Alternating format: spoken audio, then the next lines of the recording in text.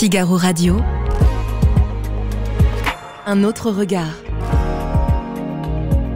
Anne de Guigné et Salomé Boulet. Figaro Radio. Bonjour Anne de Guigné. Bonjour Salomé. Cette semaine, dans votre chronique Un autre regard, vous revenez sur le budget et les mesures visant les plus aisés. Ah oui Salomé, moi je suis curieuse de savoir quelle forme va prendre les mesures d'équité fiscale annoncées lors de sa conférence de presse par François Bayrou. Pour l'instant, il a simplement annoncé qu'elle devait rapporter 4,2 milliards d'euros, ce qui est une somme importante. En fait, Salomé, ça revient peu ou prou à un retour en termes de recettes de l'ISF. C'est à peu près la partie de l'ISF qu'Emmanuel Macron avait supprimée. Bon, c'est plus ou moins les mêmes montants, mais ce ne sera pas les mêmes voies de prélèvement. Donc pour l'instant, si j'ai bien compris, on devrait s'orienter vers un mix d'une prolongation de la contribution différentielle sur les plus hauts revenus qui avait été instituée l'année dernière, et puis des nouvelles mesures de lutte contre l'optimisation fiscale qui restent à définir. Apparemment, ce sera le travail des parlementaires. Mais cette mesure, donc, qui n'est quand même pas rien, est toutefois passée complètement inaperçue parce que le débat en France s'est cristallisé sur la taxe Zuckman, que prône donc le jeune économiste Gabriel Zuckman, et qui est l'idée en fait d'une imposition minimum de 2% sur le patrimoine des plus aisés, soit les 1800 personnes détenant plus de 100 millions d'euros sous forme de patrimoine immobilier, financier ou professionnel. Et une taxe qui devrait rapporter jusqu'à 20 milliards d'euros.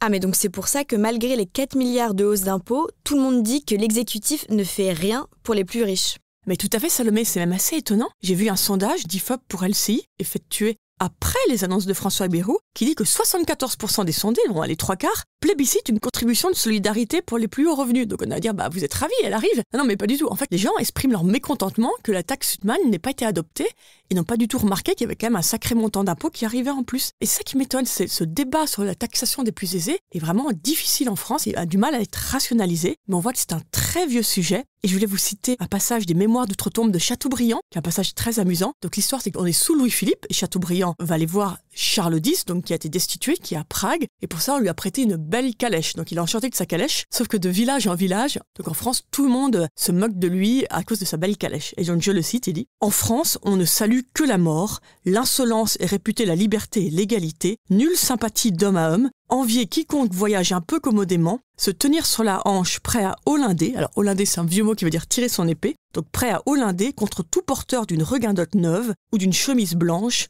voilà le signe caractéristique de l'indépendance nationale. Le ressentiment n'a pas tellement changé malgré la redistribution massive qui a été mise en place depuis la Seconde Guerre mondiale. Aujourd'hui, selon l'INSEE, 60% des Français bénéficient de la redistribution. Donc pour un pays si sensible aux inégalités, c'est quand même un élément important. Donc pour vous, Anne, un débat sur la fiscalité des plus fortunés serait illégitime? Non, Salomé, pas du tout. Et les plus fortunés doivent payer l'impôt. Quand on voit les chiffres, il y a certainement des questions sur la fiscalité des milliardaires notamment, et avoir un débat important sur l'évasion fiscale, je suis tout à fait favorable. En revanche, il faut être pragmatique. Et ce débat ne peut être tenu qu'au niveau international. En période de mondialisation, vous savez, les fortunes se déplacent.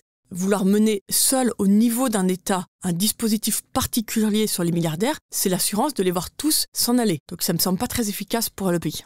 Mais alors, qu'est-ce qu'il faudrait faire? Parce que la probabilité d'avancer sur un accord international semble aujourd'hui bien utopique. Oui, Salomé. Et c'est vrai, que faire pour essayer de rationaliser ce débat sur la fiscalité?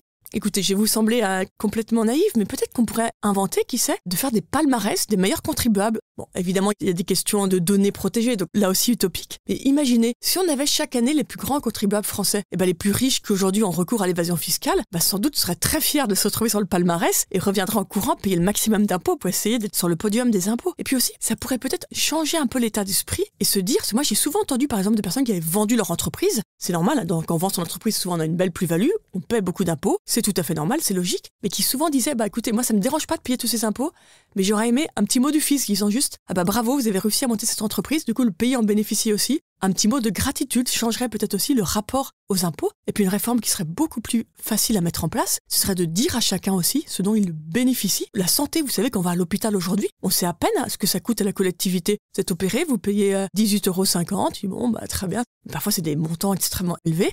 Puis par exemple, quand on a des enfants, l'éducation en France, quand on est dans le public ou dans le privé sous contrat, est payée par la collectivité. Et peut-être que si chaque année aussi, on avait un bilan de ce que la puissance publique vous a apporté, peut-être que beaucoup qui ont l'impression de payer beaucoup d'impôts réaliseraient qu'en fait, ils sont bénéficiaires nets de redistribution. Merci Anne de Guigné. Merci Salomé. Je rappelle que l'on peut retrouver Un autre regard sur Figaro Radio, le site du Figaro et sur toutes les plateformes d'écoute. À bientôt. À bientôt. Nouveau Figaro Santé, votre magazine santé.